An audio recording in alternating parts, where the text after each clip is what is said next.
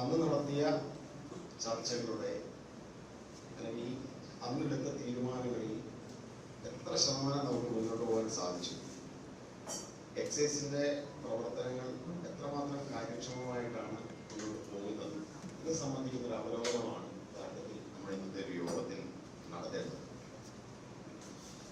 കഴിഞ്ഞ കുറെ ദിവസങ്ങൾ, ഏകദേശം 2 മാസം, മെയ് മാസം 18-ാം തീയതിയാണ് സംസ്ഥാനത്ത് മന്ത്രിസഭ അധികാരം ഏറ്റെടുത്തത്. ഇന്നിപ്പോൾ തീയതി 28-ആണ്. ഇപ്പൊ 2 മാസവും 10 ദിവസവും ആണ് ഈ വകുപ്പ് ഞാൻ എക്സൈസ് മന്ത്രിയായി ചുമതല ഏറ്റെടുത്ത ശേഷം, സത്യപ്രതിജ്ഞയ്ക്ക് ശേഷം 2 മാസവും 10 ദിവസവുമാണ്. ഇതിൽ ഉള്ളിൽ വെച്ച് എനിക്ക് എക്സൈസ് വകുപ്പിന്റെ പ്രവർത്തനങ്ങളെ സംബന്ധിച്ച് എക്സൈസ് വകുപ്പ് മന്ത്രി എന്ന നിലയിൽ നിങ്ങളുടെ ഓരോരുത്തരുടെയും പ്രവർത്തനങ്ങളെ സംസ്ഥാന എക്സൈസ് കമ്മീഷണറും മറ്റ് ഹെഡ്ക്വാർട്ടേഴ്സിലെ നേതൃത്വം നൽകുന്ന മറ്റു ഉദ്യോഗസ്ഥരുടെയും അതോടൊപ്പം തന്നെ താഴെത്തട്ടുവരെയുള്ള എക്സൈസ് സേനയുടെ പ്രവർത്തനത്തിൽ എനിക്ക് മതിപ്പാണുള്ളത് എന്ന് തുടക്കത്തിൽ തന്നെ വ്യക്തമാക്കേണ്ടതാണ്. പക്ഷെ നമുക്ക് ഇനിയും അനേക കാലം നമുക്ക് മുന്നോട്ട് പോകാനുണ്ട്. അതിനുള്ള പ്രവർത്തന പദ്ധതികളാണ്, അതിനുള്ള ഹ്രസ്വകാല പ്രവർത്തന പദ്ധതികളും ദീർഘകാല പ്രവർത്തന പദ്ധതികളുമാണ് നമുക്ക് നടപ്പിലാക്കി മുന്നോട്ട് പോകേണ്ടത്. നാർക്കോട്ടിക് ഡ്രഗ് ഡിറ്റക്ഷൻ കിറ്റ്സ് ആണ്. അത് തന്നെ സംസ്ഥാന എക്സൈസ് സേനയെ സംബന്ധിച്ച് അഭിമാനകരമായ ഒരു മുഹൂർത്തം. സംസ്ഥാനത്ത് ഡ്രഗ് ഡിറ്റക്ഷൻ കിറ്റുകളുള്ള ഒരു എൻഫോഴ്സ്മെന്റ് ഏജൻസി എക്സൈസ് ആണ്. സംസ്ഥാന പോലീസിന് തന്നെ അത്തരത്തിലൊരു ഡിറ്റക്ഷൻ കിറ്റുകളുടെ അവൈലബിലിറ്റി നിലവിലില്ല. നമുക്ക് നിലവിൽ ഇവിടെ എക്സൈസ് കമ്മീഷണർ അദ്ദേഹത്തിന്റെ ആമുഖ പ്രസംഗത്തിൽ വിശദീകരിച്ചു. 3 തരം ഡിറ്റക്ഷൻ കിറ്റുകൾ നമ്മൾ വിതരണമാകുമ്പോൾ പിടിച്ചെടുക്കുന്ന സബ്സ്റ്റൻസ് ഐഡന്റിഫിക്കേഷൻ കിറ്റ്, അത് ഫസ്റ്റ് ബാച്ച്. കൂടാതെ കെറ്റാമിൻ സാന്നിധ്യമുള്ള മയക്കുമരുന്നുകളുടെ സാന്നിധ്യം കണ്ടെത്തുന്ന കിറ്റും നമ്മളിവിടെ വിതരണം ചെയ്യുകയാണ്. 3ാമത് സലൈവയിൽ നിന്നും, മണീരിൽ നിന്നും ഡിറ്റക്ട് ചെയ്യുന്ന തരത്തിലുള്ള ഡിറ്റക്ഷൻ കിറ്റുകളും ഇന്ന് എല്ലാ എക്സൈസ് റേഞ്ച് ഓഫീസുകൾക്കും 138 എണ്ണമാണല്ലോ കൊടുക്കുന്നത് അല്ലേ, 138 ഡിറ്റക്ഷൻ കിറ്റുകൾ നമ്മൾ കൊടുക്കുകയാണ്. ഇതൊരു പ്രതീകാത്മകമായിട്ട് മാത്രമാണ്. യഥാർത്ഥത്തിൽ നമ്മൾ ഈ കിറ്റുകളുടെ എണ്ണം വളരെ വർദ്ധിപ്പിക്കേണ്ടതുണ്ട്. എങ്കിൽ മാത്രമേ കൂടുതൽ ഫലപ്രദമായി നടത്താൻ സാധ്യമാകൂ. അതിന്റെ എണ്ണം വർദ്ധിപ്പിക്കുന്നതിന് ആവശ്യമായ പ്രവർത്തന പദ്ധതികൾ നമ്മൾ അതിനെക്കുറിച്ചും യഥാർത്ഥത്തിൽ എക്സൈസ് കമ്മീഷൻ ഉൾപ്പെടെ നമ്മൾ സംസാരിച്ചുകൊണ്ടിരിക്കുകയാണ്. അപ്പോൾ അവൈലബിലിറ്റി വർദ്ധിപ്പിച്ച് സംസ്ഥാനത്താകമാനം ഡിറ്റക്ഷൻ വളരെ കൃത്യമായി പ്രവർത്തിക്കുന്ന ഒരു എൻഫോഴ്സ്മെന്റ് ഏജൻസിയായി എക്സൈസിനെ മാറ്റാൻ ആവശ്യമായ പ്രവർത്തനങ്ങളാണ് നമുക്ക് അടുത്ത ദിവസങ്ങളിൽ രൂപകൽപ്പന ചെയ്യുന്നത്. അതിന് നിങ്ങളുടെ എല്ലാവരുടെയും തന്നെ നിർദ്ദേശങ്ങൾ എക്സൈസ് കമ്മീഷണർക്ക് നൽകേണ്ടതുണ്ട്. ഓരോ എക്സൈസ് റേഞ്ച് ഓഫീസുകളിൽ നമുക്ക് ആവശ്യമാകുന്ന മിനിമം റിക്വയർമെന്റ് എന്താണെന്നതിനെ സംബന്ധിച്ച് നമ്മളൊരു ടാർഗറ്റ്, നമ്മളൊരു ലിസ്റ്റ് ഉണ്ടാക്കുകയും അത് ലഭ്യമാക്കാൻ ആവശ്യമായ പ്രവർത്തനങ്ങൾ നമുക്ക് നടത്തേണ്ടതുണ്ട്. എക്സൈസ് മോഡേണൈസേഷൻ എന്നത് വളരെ സുപ്രധാനമായ നമ്മുടെ ഈ ഒരു ഫോഴ്സിനെ ഒരു എൻഫോഴ്സ്മെന്റ് ഏജൻസി എന്ന രീതിയിൽ മുന്നോട്ട് പോകണമെന്നുണ്ടെങ്കിൽ എക്സൈസ് മോഡേണൈസേഷൻ നടന്നേ മതിയാകും. നമ്മളതിൽ മുന്നോട്ട് വെച്ചിരിക്കുന്ന ചില ലക്ഷ്യങ്ങൾ, ഒന്നേ പറഞ്ഞതുപോലെ ഡിറ്റക്ഷൻ കിറ്റുകൾ ഒരു പ്രധാന കാര്യമാണ്. സംസ്ഥാനത്താകമാനം നമ്മുടെ എക്സൈസ് റേഞ്ച് ഓഫീസുകളെ ആദ്യഘട്ടത്തിൽ ഒരു മോഡൽ റേഞ്ച് ഓഫീസുകളായി മാറ്റുക എന്ന ലക്ഷ്യമാണ് നമ്മൾ ദീർഘകാല അടിസ്ഥാനത്തിൽ മുന്നോട്ട് പോകുന്നത്. അപ്പൊ അതിനായിട്ട് ആദ്യം തന്നെ എക്സൈസ് മോഡൽ ഓഫീസുകളുടെ ഒരു മാതൃക രൂപകൽപ്പന ഇന്നത്തെ 100 ഡേയ്സ് പ്രോഗ്രാമിൽ നമുക്ക് വിലയിരുത്തണം.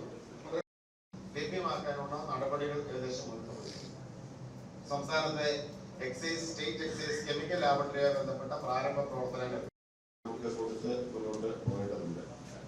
എക്സൈസിന്റെ എൻഫോഴ്സ്മെന്റ് പ്രവർത്തനങ്ങളെ സംബന്ധിച്ച് നമുക്കറിയാം വളരെ അഭിമാനകരമായ ഒരു റിസൾട്ടാണ്. 5700 ടോട്ടൽ സ്ട്രെങ്ത് മാത്രമുള്ള ഒരു ഫോഴ്സ്. അതിൽ തന്നെ എൻഫോഴ്സ്മെന്റ് രംഗത്ത് 2700-3000 പേരാണ് ആയുള്ളത്. പക്ഷെ എന്നിട്ട് നമ്മൾ 26,000-നടുത്ത് കേസുകൾ എക്സൈസ് ഫോഴ്സ് രജിസ്റ്റർ ചെയ്തു എന്നുള്ളത് അങ്ങേയറ്റം അഭിമാനകരമായ ഒരു കാര്യമാണ്. മാധ്യമങ്ങൾ ഉൾപ്പെടെ ഇവിടെ ഉണ്ട്. യഥാർത്ഥത്തിൽ വേണ്ടത്ര ഇതിലെടുക്കുന്ന ഒരു എഫോർട്ടിന് ആവശ്യമായ ഒരു വലിയ സപ്പോർട്ട് അല്ലെങ്കിൽ അത്തരത്തിലൊരു ഉണ്ട്. അതുമായി ബന്ധപ്പെട്ട ഒത്തിരി കാര്യങ്ങൾ നമ്മൾ ചെയ്യാനുണ്ട്. ഞങ്ങൾ മീറ്റിംഗ് വിശദമായി സംസാരിക്കാൻ ആഗ്രഹിക്കുന്നുണ്ട്. എൻഫോഴ്സ്മെന്റ് രംഗത്ത് ഇതാണെങ്കിൽ നമ്മുടെ സെക്കൻഡ് വിങ്ങായ ഈ awareness, de addiction and rehabilitation, ഈ 3 മേഖലയിൽ നമുക്ക് ഇനി ഒത്തിരി മുന്നോട്ട് പോകണം. അവയർനെസ് ക്യാമ്പയിന്റെ സംസ്ഥാനതല ഉദ്ഘാടനം ഈ മാസം 4-ാം തീയതി ബഹുമാനായ മുഖ്യമന്ത്രി അത് നമ്മൾ സെലക്ട് ചെയ്തിരിക്കുന്ന സ്കൂൾ സെന്റ് മേരീസിലെ കുട്ടികളോട് സംസാരിച്ചുകൊണ്ട് നമ്മൾ അവയർനെസ് ക്യാമ്പയിൻ ആരംഭിക്കുക. അത് നമ്മുടെ എല്ലാ സ്കൂളുകളിലും, സംസ്ഥാനത്ത് ലഭ്യമായിരിക്കുന്ന എല്ലാ സ്കൂളുകളിലും, കോളേജുകളിലും, മറ്റെല്ലാ വിദ്യാഭ്യാസ സ്ഥാപനങ്ങളിലും എക്സൈസിന്റെ കരങ്ങൾ എത്തുകയും അവിടെ കൃത്യമായ അവയർനെസ് നൽകുക എന്നത് നമ്മുടെ ലക്ഷ്യമാണ്. അപ്പൊ അതിനായിട്ട് എക്സൈസിന് ഇപ്പൊ നിലവിലൊരു ടീമാണ്. ഇപ്പൊ 31ഓളം ആളുകൾക്ക് എൻഹാൻസ്ഡ് ഉൾപ്പെടെ ട്രെയിനിങ് കിട്ടും. നമുക്കവരെ വിളിച്ചു ചേർക്കേണ്ടത് 300ഓളം ട്രെയിനർമാരും എക്സൈസിൽ നിന്ന് റിട്ടയർ ചെയ്തു പോയ ഇപ്പോഴും ലഭ്യമായിരിക്കുന്ന ആളുകളുടെ സേവനം കൂടി ഉപയോഗപ്പെടുത്താൻ ആവശ്യമായ നടപടി സ്വീകരിക്കണമെന്ന് ഞാൻ കമ്മീഷനോട് പറയുകയാണ്. നമുക്ക് അത്തരത്തിലുള്ള ഒരു പൂൾ നമുക്ക് വേണം. സംസ്ഥാനത്തെ നിരവധി സാമൂഹ്യ സംഘടനകൾ ഞാൻ സന്ദർശിച്ച കഴിഞ്ഞ ദിവസം കാത്തലിക് സഭയുടെ, ഓർത്തഡോക്സ് സഭയുടെ, ശിവഗിരി മഠവുമായി അല്ലെങ്കിൽ മറ്റ് നിരവധി സമുദായ സംഘടനകളും സാമൂഹ്യ സംഘടനകളുമായി സംസാരിച്ചു. അവരെല്ലാം നമ്മളുമായി കൈ നോക്കാൻ തയ്യാറായി നിൽക്കുകയാണ്.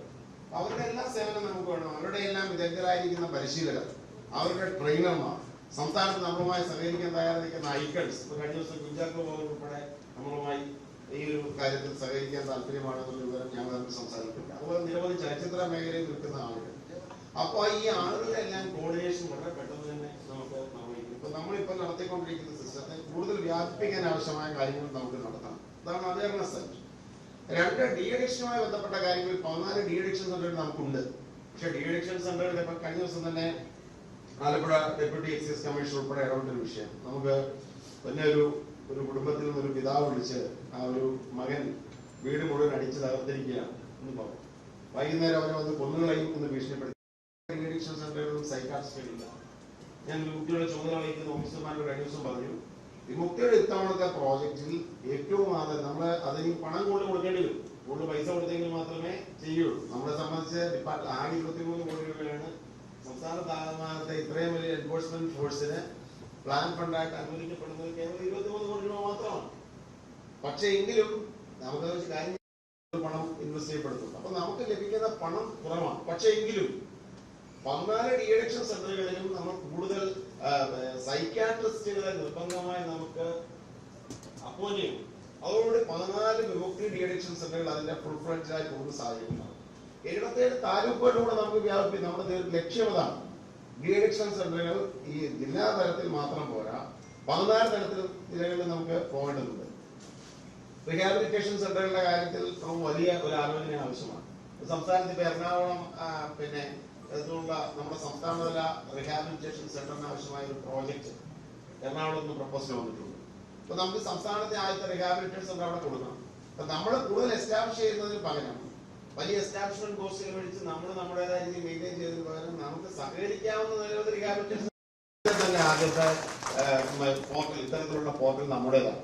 അപ്പൊ അവിടെ കൗൺസിലിംഗ് ആവശ്യമുള്ളവർക്ക് രജിസ്റ്റർ ചെയ്യാം, റീഹാബിലിറ്റേഷൻ ആവശ്യമുള്ളവർക്ക് രജിസ്റ്റർ ചെയ്യാം. അപ്പൊ ഇങ്ങനെ രജിസ്റ്റർ ചെയ്യപ്പെടുന്നവരെ റീഹാബിലിറ്റേറ്റ് ചെയ്യാൻ നമ്മളുടെ സിസ്റ്റം ഓപ്പറേഷണൽ ആവുന്നതിന് മുമ്പ് തന്നെ നിലവിലുള്ള സംവിധാനങ്ങളുമായി തന്നെ ഒരു കോർഡിനേഷൻ ഉറപ്പുവരുത്താൻ സാധിച്ചാൽ എക്സൈസ് മുഖാന്തരം നമുക്ക് റീഹാബിലിറ്റേഷൻ ഉറപ്പുവരുത്തുന്ന സാധാരണക്കാരെ സംബന്ധിച്ച് പ്രധാനപ്പെട്ട കാര്യമില്ല. പാവങ്ങളെ സംബന്ധിച്ച് വളരെ ശക്തമായ പ്രവർത്തനങ്ങൾ എക്സൈസിന്റെ ഭാഗമാണ്.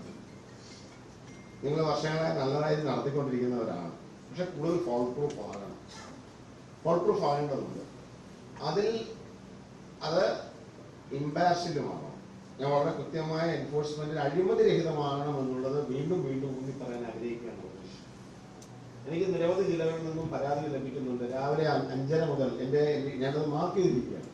ഞാനത് യോഗത്തിൽ പറയാൻ ആഗ്രഹിക്കുന്നു. ഈ സംസ്ഥാനത്തെ നിയമം അനുസരിച്ച് വെളുപ്പാങ്കാലത്ത് 5 മണിക്ക് ബാർ തുറന്നു നോക്കാൻ പറ്റുമോ? ബാർ പ്രവർത്തിക്കുന്നത് നിങ്ങളറിയാതെ പ്രവർത്തിക്കാൻ പറ്റുമോ? എന്റെ മുമ്പിൽ പരാതികളുണ്ട്. രാവിലെ 5:30 മുതൽ ആളുകൾ പരിപാടി തുടങ്ങുന്നതാണ്. അതിന് നമ്മുടെ ഫോഴ്സിന്റെ അല്ലെങ്കിൽ ഫോഴ്സ്, ഞാൻ മൗനാനുവാദം എന്ന് ഞാൻ പറയുന്നില്ല, പക്ഷെ നടക്കുന്നെങ്കിൽ അതിന് ഉത്തരവാദികൾ ആരാണ്? നിങ്ങൾ തന്നെയാണ്. സംസ്ഥാനത്ത് കളഷാപ്പുകൾ നമുക്കറിയാം. നിയമസഭയിലെ ചോദ്യത്തിന് തന്നെ മറുപടി പറഞ്ഞു. തെങ്ങ് ചെത്തുന്ന കള്ളിന്റെ ടോട്ടൽ ഉത്പാദനവും ഷാപ്പുകളുടെ എണ്ണവും തമ്മിൽ ഒരു താരതമ്യമില്ലാത്ത അവസ്ഥയുണ്ട്, ഇല്ലേ? ആക്ഷേപങ്ങളുണ്ട്. 10,200 ഷാപ്പ് ആകെയുണ്ട്. പ്രവർത്തിക്കാത്ത ഷാപ്പുകൾ 700 രൂപ മാത്രമാണ്. അപ്പൊ ഇവിടെ എല്ലാം ലഭിക്കുന്നത് ഒറിജിനൽ കള്ളാണോ? എന്നോട് കമ്മീഷണർ പറഞ്ഞ 14 ഡെപ്യൂട്ടി എക്സൈസ് കമ്മീഷണർമാരും പറഞ്ഞത് ശുദ്ധമായ കള്ളാണ് എല്ലായിടത്തും ലഭിക്കുന്നത്. അങ്ങനല്ലേ കമ്മീഷൻ? കിട്ടിയ റിപ്പോർട്ട് എങ്ങനെയാണ്? ശരിയാണോ? ഉറപ്പുവരുത്തേണ്ടതുണ്ട്. മനുഷ്യരുടെ ആരോഗ്യം വെച്ച് നമുക്ക് കളിക്കാൻ സാധിക്കില്ല. കൊടുക്കുന്ന പൊടി കഴിച്ച് രാജ്യത്താകമാനം കിട്ടി ഡയാലിസിസ് സെന്ററുകളുടെ എണ്ണം നാട്ടിലാകമാനം പറഞ്ഞത് ഇത് കുടിച്ചുകൊണ്ട് മാത്രമല്ല ഞാൻ പറഞ്ഞത്, ജീവിതശൈലിയും മറ്റു പ്രശ്നങ്ങളൊക്കെ ഉണ്ട്. അപ്പൊ നമ്മളോട് അതിനകത്ത് കോൺട്രിബ്യൂട്ട് ചെയ്യാൻ പറ്റില്ല. ഇപ്പൊ ബാറിൽ കൊടുക്കുന്ന ഒറിജിനൽ ആണോ എന്ന് ചെക്ക് ചെയ്യണം, ഷാപ്പിൽ കൊടുക്കുന്നത് പൊടി കലക്കിയാണോ ചെക്ക് ചെയ്യണം. ആ കാര്യങ്ങളിലൊക്കെ ഒരു കൃത്യമായ ഇടപെടൽ നടത്തണം. അതുകൊണ്ട് വളരെ ചെക്ക് ചെയ്യണം, അതിനകത്ത് പരിശോധന നടത്തണം. ഈ ഓണത്തെ സംബന്ധിച്ച് നമ്മുടെ നാട് ഒരു ഡ്രിങ്കിങ് എന്നും നമുക്ക് പൂർണ്ണമായി ചിലപ്പോൾ അത് തരണമെന്നില്ല, മദ്യവർജനമാണെന്നായിരിക്കും. പക്ഷെ സോഷ്യലി റെസ്പോൺസിബിൾ ആകണം. അതിനകത്ത് എക്സൈസ് ഫോഴ്സ് അതിന്റെ കടമ നിർവഹിക്കണം. നമ്മുടെ ഒരു ദൗത്യം, എക്സൈസിന്റെ ഏറ്റവും പ്രധാനപ്പെട്ട ഒബ്ജക്റ്റീവ് എന്നത് നേരത്തെ പറഞ്ഞതുപോലെ സോഷ്യൽ റെസ്പോൺസിബിൾ ഡ്രിങ്കിങ് ആണ്. അതല്ലാതെ മദ്യത്തിന്റെ പരമാവധി കൊടുക്കട്ടെ എന്നുള്ള രീതിയിലല്ല. അവിടെ സോഷ്യൽ കമ്മിറ്റ്മെന്റ് നമുക്ക് നിലനിർത്തിയാലേ മുന്നോട്ട് പോകാൻ പറ്റുള്ളൂ. അവിടെ എക്സൈസ് ഉദ്യോഗസ്ഥന്മാരുടെ പങ്ക് വളരെ വലുതാണ്. മാധ്യമങ്ങളുള്ളത് കൊണ്ട് ഞാൻ കൂടുതൽ വിശദമായിട്ട് ഇതിനെക്കുറിച്ച് പറയുന്നില്ല. ഇത് കഴിഞ്ഞിട്ട് ഇവരോടുകൂടി കൂടുതൽ കാര്യങ്ങൾ എനിക്ക് ലഭ്യമാകുന്ന വിവരങ്ങൾ കൂടി പൂർണ്ണമായി പറയണം എന്നുണ്ട്. അത് ഇനിയിപ്പോൾ നമുക്ക് സ്വാഭാവികമായും ഞാൻ ആഗ്രഹിക്കുന്ന ഒരു പൊസിഷൻ കമ്മീഷൻ നമുക്കിപ്പോൾ ട്രാൻസ്ഫർ ആൻഡ് പൊസിഷൻസ് ഒക്കെ ഉടനെ തന്നെ പൂർത്തീകരിക്കപ്പെടും അല്ലേ? ബാക്കി പ്രോസസ്സിലാണ്. CS കഴിഞ്ഞു. അടുത്ത ദിവസങ്ങളിൽ ജില്ലാ നേതൃത്വങ്ങളിലും മറ്റു പ്രധാനപ്പെട്ട പോസ്റ്റിങ്ങുകളുടെ ഡിസ്കഷൻ നടക്കുകയാണ്. അത് താഴെ തട്ടുവരെ കഴിഞ്ഞു. എന്നോട് ചില ബാറുടമകൾ ഉൾപ്പെടെ അവരുടെ പരാതി എന്ന രീതിയിൽ പറഞ്ഞിട്ടുണ്ട്. അവിടെ ചെന്ന് കേസ് കണക്കിന് മദ്യം ആവശ്യപ്പെടുന്ന പരാതികൾ നിലവിലുണ്ട്. ആദ്യം ഒരു ഉയർന്ന തലത്തിലുള്ളവരുടെ വരവ് വരുന്നു, അവർക്ക് കൊടുക്കേണ്ടി വിടുന്നു. അത് കഴിഞ്ഞ് താഴെ തട്ടുള്ള സെറ്റ് വന്നിട്ട് വീണ്ടും ആവശ്യപ്പെടുന്നു. ഇതൊക്കെ ശരിയാണെന്നൊന്നും ഞാൻ പറയുന്നില്ല. ശരിയാണോ എന്ന് പരിശോധിക്കാനുള്ള സംവിധാനം ഉണ്ടാവും. നടക്കില്ല കേട്ടോ, അത് നടക്കില്ല. അത്തരം ഒരു തരത്തിലും അനധികൃതമായ ഒരു ഗിഫ്റ്റുകൾക്കും കൂടെ ഒരു റൈറ്റും നമുക്ക് ആർക്കില്ല. ഈ ഒരു മേഖലയിൽ നിയമപരമായ കാര്യങ്ങൾ നിയമാനുസൃതമായി നടത്തിക്കൊണ്ടുപോകുന്നതാണ് ഈ ഫോഴ്സിന്റെ ദൗത്യം. അല്ല അവിടെ ചെന്ന് അവരുടെ അനധികൃത സൗകര്യങ്ങൾ വാങ്ങുകയും അവരിത് വളരെ കൃത്യമായി ഇത്തരമൊക്കെ ക്യാപ്ചർ. ഞാൻ അവരോട് പറഞ്ഞത്, നിങ്ങൾ ബട്ടൺ ക്യാമറ വെച്ചോ, നല്ല വീഡിയോ ഇത് ഷൂട്ട് ചെയ്യണം പറ്റില്ല. ഇത്തരത്തിൽ വാങ്ങാൻ വരുന്ന ആളുകളുടെ കാര്യത്തിൽ വളരെ കൃത്യമായി ആവശ്യമാണെങ്കിൽ എക്സൈസ് ഡിപ്പാർട്ട്മെന്റ് അതിനുള്ള സാധനം തരാം, പ്രൊവൈഡ് ചെയ്യാം. എല്ലായിടത്തും കൊടുക്കണമെന്നല്ലേ ഉള്ളൂ, ചെറിയൊരു കാര്യം കൊടുക്കണമെന്നല്ലേ ഉള്ളൂ. ക്യാപ്ചർ ചെയ്യാൻ പറഞ്ഞിരിക്കാം. അതുകൊണ്ട് ഇത് ദയവായിട്ട് അല്ലെങ്കിൽ വളരെ കൃത്യമായിട്ട് ഞാൻ പറയാൻ ആഗ്രഹിക്കുകയാണ്, ഇതൊന്നും നടക്കില്ല. സാറ് ചെന്നിട്ട് സാധനം മേടിച്ചു പോയി ഒരു വെളുപ്പിന് 5 മണി വരെ തുറന്നു എന്ന് പറയുന്ന ഇടപാട് ദയവായിട്ട് ഇവിടെ നടക്കില്ല.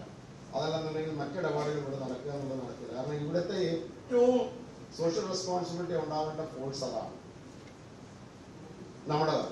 അപ്പൊ ആ ഉത്തരവാദിത്വം നമുക്ക് പറയുന്നത്. ഞാനിതെല്ലാം പറഞ്ഞ് ഒരിക്കലും നിങ്ങളുടെ മൊറയിൽ ഡൗൺ ആക്കാൻ പറയുന്നതല്ല. നിങ്ങൾ എടുക്കുന്ന എഫർട്ടിനെ അങ്ങേറ്റം ഉയർന്ന തരത്തിൽ അപ്രീഷിയേറ്റ് കൊണ്ടുവരാനാണ്. കാരണം ഇത്രയും ചെറിയൊരു ഫോഴ്സ് ഇത്രയും എൻഫോഴ്സ്മെന്റ് നടത്തുന്നത് അങ്ങേറ്റം അപ്രീഷിയബിൾ ആണ്. നിങ്ങൾ നടത്തിക്കൊണ്ടിരിക്കുന്ന കാര്യങ്ങൾ അങ്ങേറ്റം മികച്ചതാണ്. പക്ഷെ ഇത്തരം പരാതികളും ഉണ്ട്. അത്തരം പരാതികളെ നമുക്ക് ടോളറേറ്റ് ചെയ്യാൻ കഴിയില്ല. ഇപ്പൊ കഴിഞ്ഞ ദിവസം തന്നെ ഇല്ലേ ചെക്ക് പോസ്റ്റില് സസ്പെൻഡ് ചെയ്തു അല്ലേ? ഉടൻ ചെയ്തു. അത് ക്യാമറയാണ്. ആളുകൾ ഇപ്പോഴത്തെ പോലെ വെറും പഴയതുപോലെ കേട്ടിട്ട് പോകുന്ന ആളുകളല്ല. നിങ്ങളത് മനസ്സിലാക്കണം. ഓരോ നിമിഷവും നിങ്ങളെ ക്യാപ്ചർ ചെയ്യപ്പെടുന്ന ഒരു സിസ്റ്റത്തിലൂടെയാണ് കടന്നുപോകുന്നത്. ഞാനത് പറയുന്നത് അത് ശരിയാണെന്ന് അഭിപ്രായക്കാരൻ പറയാം. ആ സിസ്റ്റത്തിന് അങ്ങനെ തന്നെയാണ് പോകേണ്ടത്. പരമാവധി ട്രാൻസ്ഫർ ഒരു തരത്തിലും നമ്മുടെ ചെക്ക് പോസ്റ്റുകൾ കമ്മീഷൻ നമ്മുടെ ചെക്ക് പോസ്റ്റുകൾ ഏറ്റവും സത്യസന്ധര ഓഫീസർമാരെ പോസ്റ്റ് ചെയ്യണം. കൃത്യമായ രീതിയിൽ അവരെ മാറ്റണം. ആവശ്യമായ എല്ലാ മോണിറ്ററിംഗ് സിസ്റ്റംസും ഉണ്ടാകണം. ഇവിടെ വ്യാജ കള്ളം ഒഴുകാൻ പാടില്ല, വ്യാജ മദ്യം ഒഴുകാൻ പാടില്ല. വളരെ കൃത്യമായ എൻഫോഴ്സ്മെന്റ് ഉണ്ടാകണം. ആളുകളെ സംബന്ധിച്ച് ഈ ഓണത്തിന്റെ സമയത്തുള്ള ക്രമസമാധാന പ്രശ്നം ഉണ്ടാകാൻ മാത്രം അത്തരത്തിൽ അഴിച്ചുവിടപ്പെടുന്ന ഒരു സിസ്റ്റം ഇവിടെ ഉണ്ടാകാൻ പാടില്ല. അതിന് ഏറ്റവും നന്നായി പ്രവർത്തിക്കേണ്ടത് നിങ്ങളാണ്, നമ്മളാണ്. പിന്നെ നമുക്ക് എക്സൈസിൻ്റെതായ പരിമിതികളൊക്കെ കവർ ചെയ്യാൻ നമ്മൾ കൂടുതൽ റിക്രൂട്ട്മെന്റ് നമുക്ക് ആവശ്യമാണ്. വനിതാ ഓഫീസർമാരുടെ കാര്യങ്ങൾ നമുക്ക് ആവശ്യമാണ്. അതെല്ലാം തന്നെ നമുക്ക് കൂട്ടായ ശ്രമങ്ങൾ നമുക്ക് നടത്താം. നിങ്ങളുടെ പ്രവർത്തനങ്ങളെ ഒരിക്കൽ കൂടി ഞാൻ അപ്രീഷിയേറ്റ് ചെയ്യും. അങ്ങനെ നേരത്തെ പറഞ്ഞ വിമർശനങ്ങൾ പറഞ്ഞ അതിൽ മാത്രമേ നമ്മുടെ ഫോഴ്സിന് അല്ലെങ്കിൽ നിങ്ങൾക്ക് കിട്ടുന്ന ഫീഡ്ബാക്ക് ഫീഡ്ബാക്ക് ഞാൻ കൃത്യമായി ഷെയർ ചെയ്തുകൊണ്ടുള്ളതേ ഉള്ളൂ. അപ്പോൾ അത് കൃത്യമാവണം. നമ്മുടെ എൻഫോഴ്സ്മെന്റും നമ്മുടെ അവയർനെസ്സും നമ്മുടെ പ്രിവെന്റീവ് ആക്ടിവിറ്റീസും എല്ലാം ശക്തമായി നമുക്ക് മുന്നോട്ട് പോകണം. കേരളത്തിൽ ഒരു വലിയ സാമൂഹ്യ പരിവർത്തന ശക്തിയായി തന്നെ സമൂഹത്തിനെ പരിവർത്തനം ചെയ്യുന്ന അതിൽ ഏറ്റവും പോസിറ്റീവ് സൈഡിലേക്ക് കൊണ്ടുപോകുന്ന ഒരു കോഴ്സായി നിലനിൽക്കുന്ന എക്സൈസിനെ ഒരിക്കൽ കൂടി അഭിനന്ദിക്കുന്നു. നമസ്കാരം.